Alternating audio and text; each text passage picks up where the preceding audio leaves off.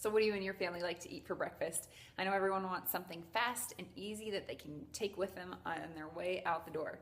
And I'm going to give you a few ideas today of foods that you can incorporate in your breakfast, but I also want to encourage you to spend a little extra time on the most important meal of the day. So when we're talking about what is important to get at breakfast, we really want a mix of carbohydrates and proteins. Now carbs, we think of, our standard breakfast foods like pancakes and cereal and all of those things, and that's great, but don't forget about our fibers, which are also included as carbohydrates, and those are our fruits and our veggies. The other key component is protein. Now, while carbohydrates really give us the energy to get through our day, and it's the fuel that we burn all day long, protein is great for growth. So of course we think of our muscle growth, but also remember that it's about your hair. It keeps your hair looking fab. And also it helps our immune system and a lot of other things as well. But protein is what helps us feel full. So when you include a mix like that, you're really getting a well-rounded breakfast. So you ready to talk about a few different options that you can include in your breakfast? When you're talking about grains, let's remember to keep them whole grains. Those are going to be the best. So whole wheat, if you're looking at your breads and things like that, and or pancakes, there are some great whole wheat pancake options, or you can make your own powdered pancake mix that you can just add wet ingredients to later. Some less common grains for breakfast are quinoa.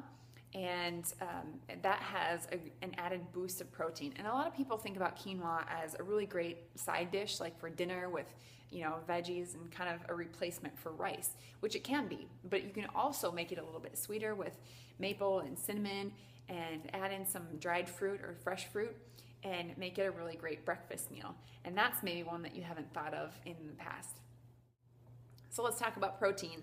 Of course, things like turkey sausage or turkey bacon are great options for meat in the morning.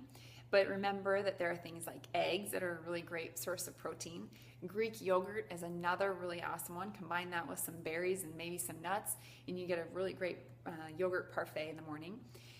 Also, beans, which a lot of people don't think of in the morning for breakfast, but think about things like a breakfast burrito or something like that includes a few different sources of protein, like the beans and the eggs, and then also include some breakfast veggies in that along with a whole wheat tortilla, and that's a great breakfast option.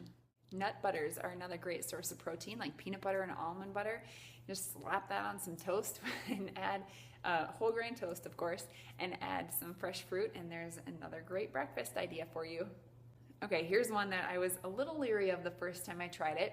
It is mashed up garbanzo beans and avocado with some Himalayan salt, and the salt is key to that one. And I would also say that buying dried beans rather than canned, do not get canned, that'll gross you out. But it's a great breakfast option, and I dare you to try it because I think you might even like it. Well, we can't talk about breakfast foods without mentioning cereal. Cereal, of course, is a common breakfast food, and combine it with some milk and fruit, and that can be a great option for breakfast. The key with cereal is that you want to check the ingredient list. Make sure that you're getting a fairly small list of ingredients and that you can pronounce them, or you know what those foods are. A lot of times, check out some of the cereals in your home right now, or when you go to the grocery store, look through the aisles and read the ingredient lists. I bet you'll find a bunch of chemical names and ingredients that you have no clue what they are, and you can barely even or can't pronounce them. Those are the cereals you want to stay away from. Again, look for whole grains and for the ingredients that you know and can pronounce. I hope that's been helpful and I've given you a few new ideas for breakfast in the morning. It's such an important meal because it kickstarts our day. It's how we jumpstart everything. So if you're looking for some more tips on easy recipes all throughout the day, not just at breakfast, and some healthy tips that you can incorporate into your day, then go ahead and click the link below and I will send you some more information and some really great tips that you can use to start incorporating healthier habits into your life today. Talk to you soon.